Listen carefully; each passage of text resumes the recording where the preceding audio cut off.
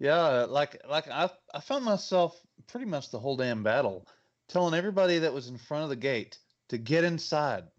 Like I don't know, I was, you idiots, get inside, get in, Grey Worm, get your butt in here. That it the was driving me crazy. the Unsullied are like the most badass collection Yeah. of soldiers on the existence of the show, And there's right? still quite a few of them left.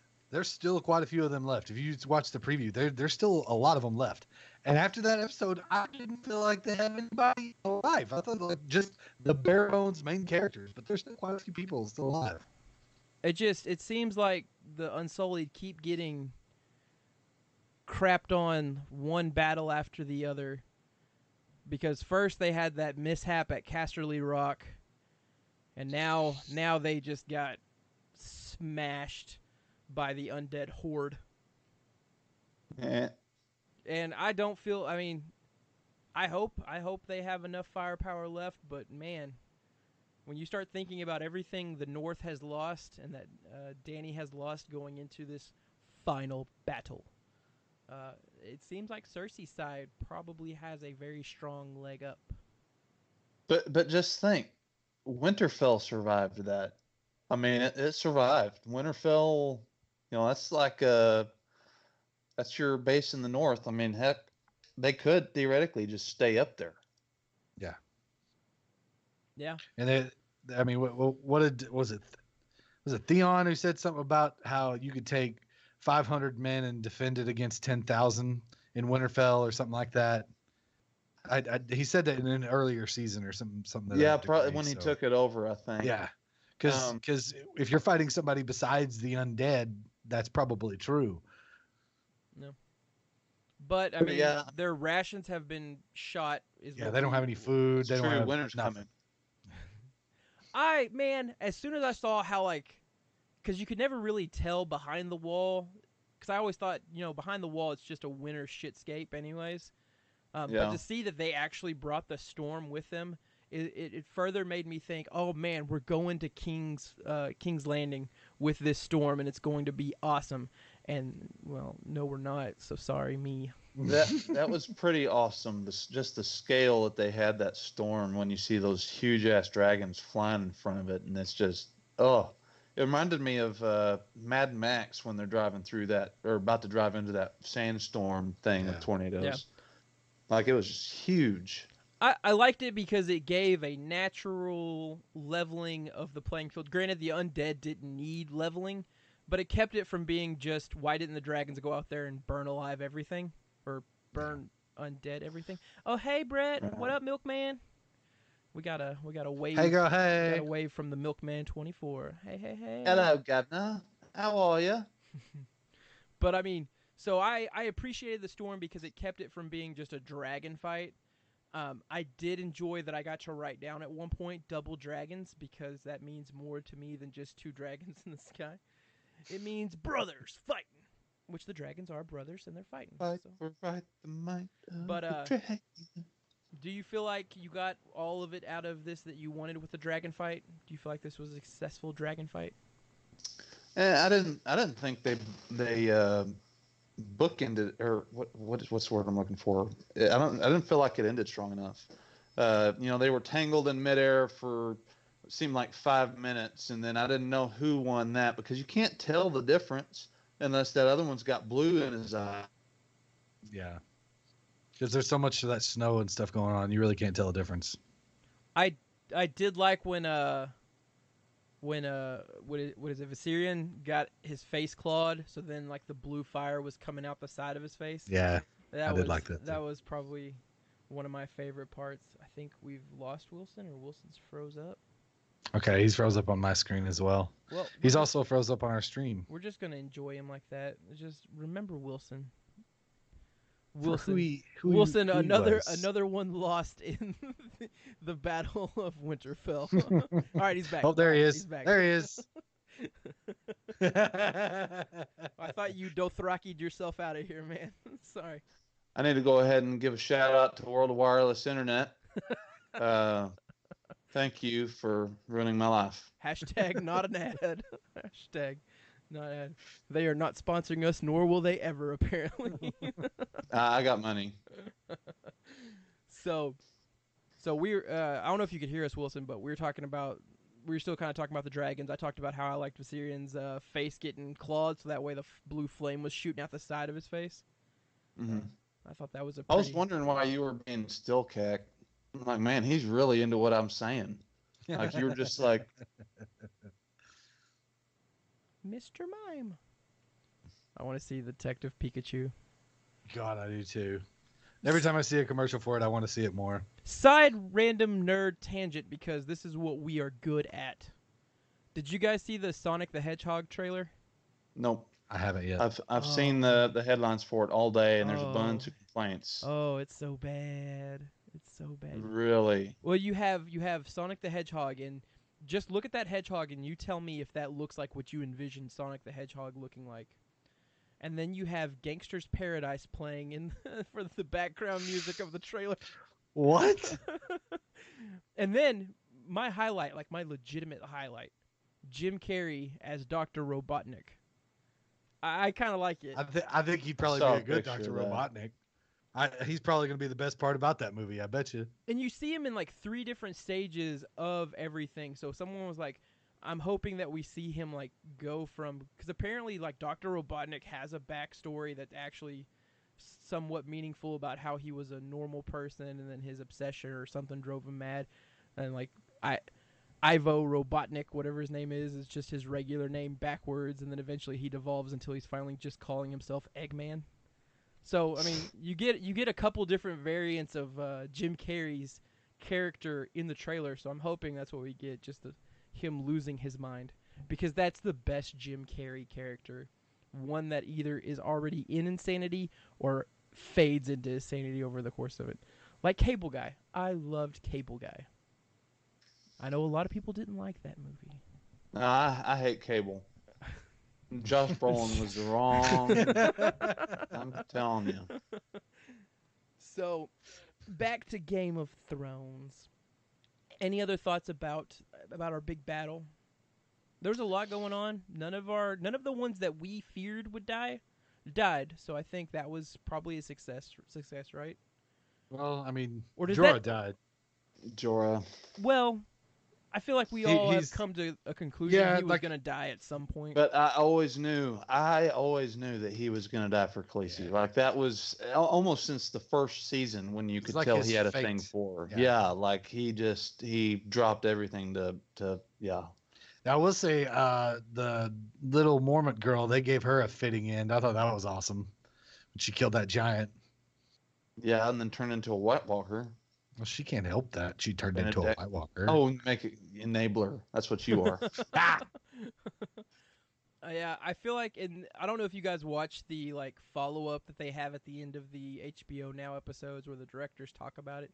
But they're like, we know we were killing her. We just didn't know, like, we just had to find something to do with it. And we thought this would be a cool way of killing her as opposed to her just being washed away in the masses of dead bodies. Because I think originally she might have just been one of those people that got the treatment and then she's just dead. Wait. Game of Thrones isn't real? Game of Thrones is not real. Game of Thrones is a historical... Nothing is real. Game of Thrones is just CNN's retelling what's happening in what I assume is Greenland right now. I thought it was a documentary. It's actually how New Zealand came to be. From the fires of a lot of crazy crap going on. From the fires of Mordor, Westeros rose. Volcano rings and all kinds of weird crap. Ghost was one of those things I wanted to talk about too, but I think I think finally someone talked me off the ledge of being upset about that by saying he would be there. So, what were you gonna say, Reano? That's cool. The scene whenever Red Lady and the Hound and Arya get caught in that room or whatever, and they're talking, and she says, all these things that she had said before, and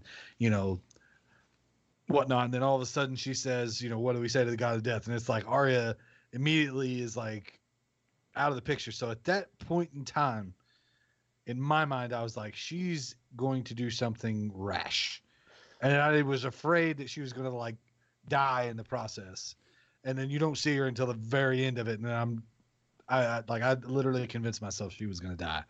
Like I was like, this is it for her. She's gonna find a way to die right at the end.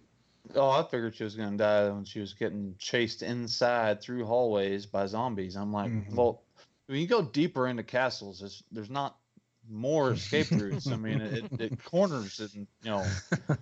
Yeah, I had a bad feeling about that.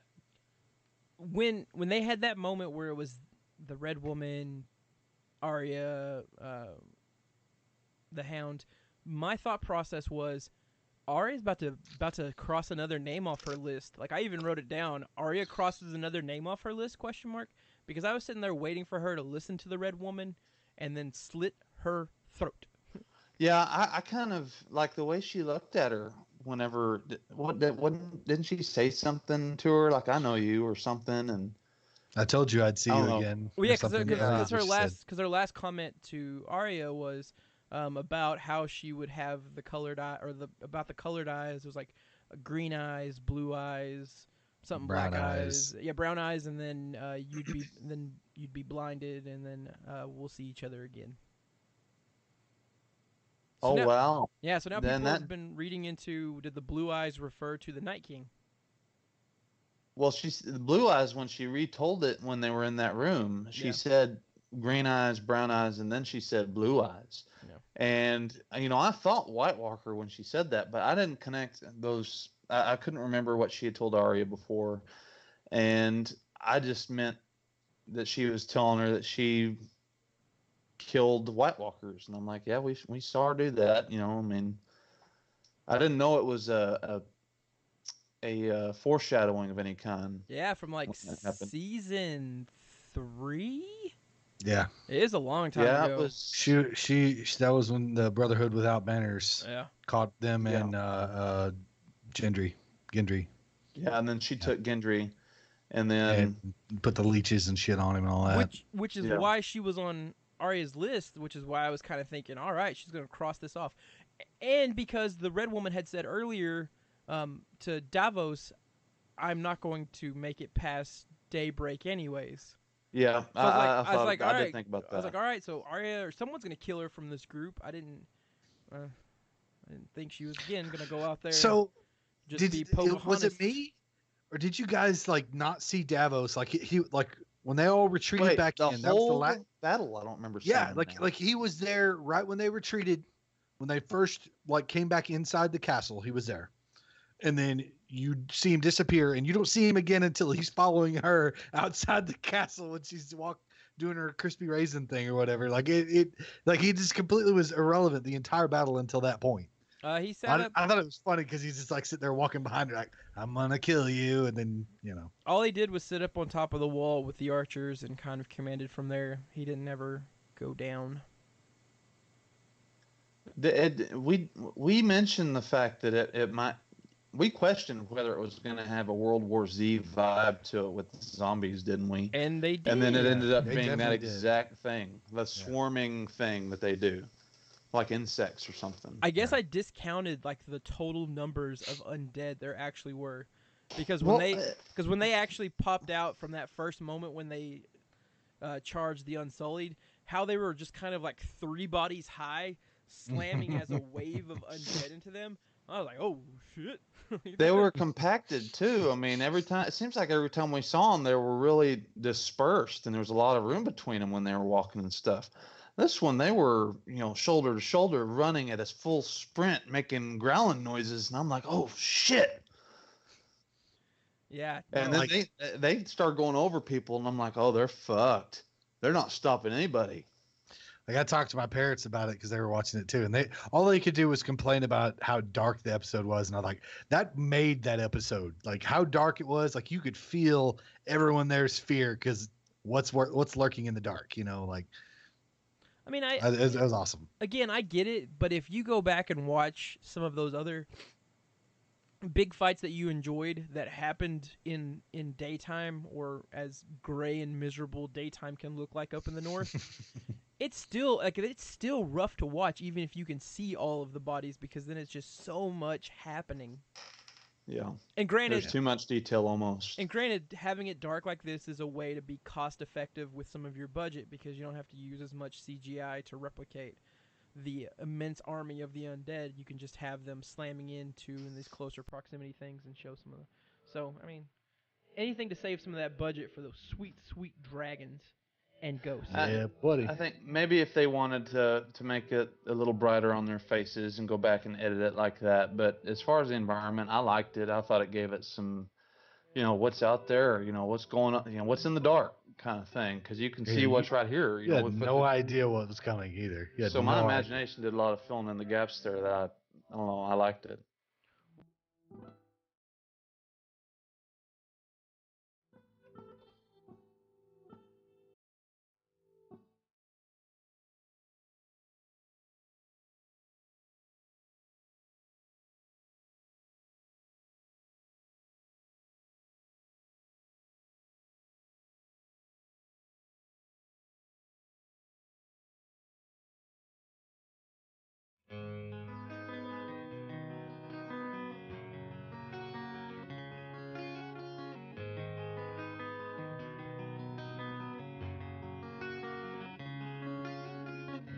I'm out here on the road, driving day and night, across the plains of Kansas,